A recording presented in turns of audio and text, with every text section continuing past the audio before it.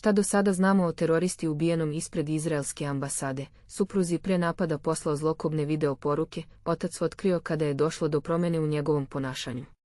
Miloš Žujović, 25, koji je ubijen prilikom napada na policajca koji je čuvao izraelsku ambasadu, poslao je kritičnog dana, u subotu 29. juna, nekoliko video poruka supruzi Besi, koju je, zajedno sa sinom, sklonio u Crnu Goru.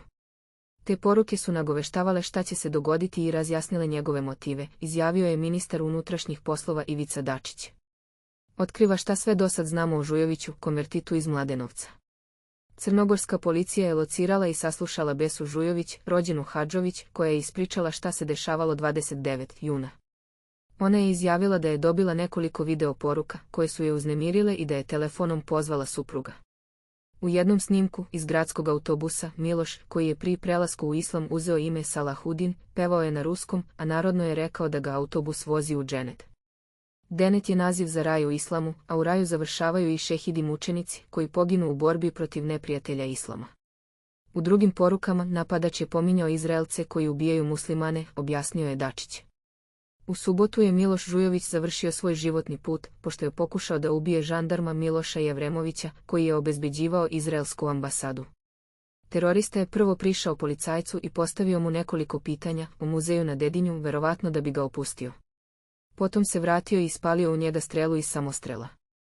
Iako teško ranjen, policajac je uzvratio vatrom i usmrtio napadača na licu mesta.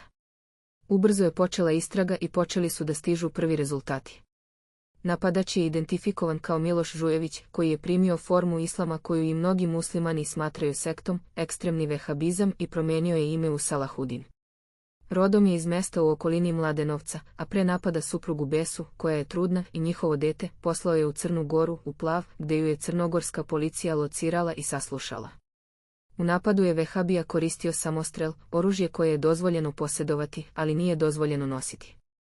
Utvrđeno da ga je kupio legalno u jednoj radnji u Zemunu za 6.900 dinara.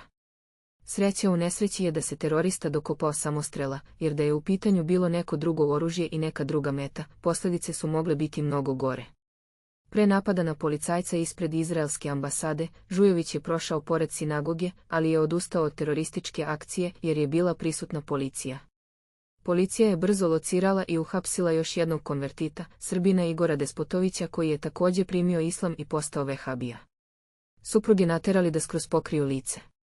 On je već poznat organima gonjenja, jer je osuđivan zbog širenja verske, rasne i nacionalne mržnje. Despotović je se sumnjiči na terorističko udruživanje i da je administrator više militantnih grupa na internetu koje su pozivale na džihad.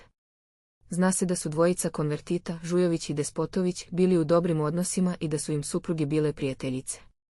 Ono što je neobično je da su njih dvojica, koji su promenili veru, postali rigidniji muslimani od svojih supruga, pa su ih naterali da skroz pokriju lice i nose burke, što nije uobičajeno kod muslimana na Balkanu.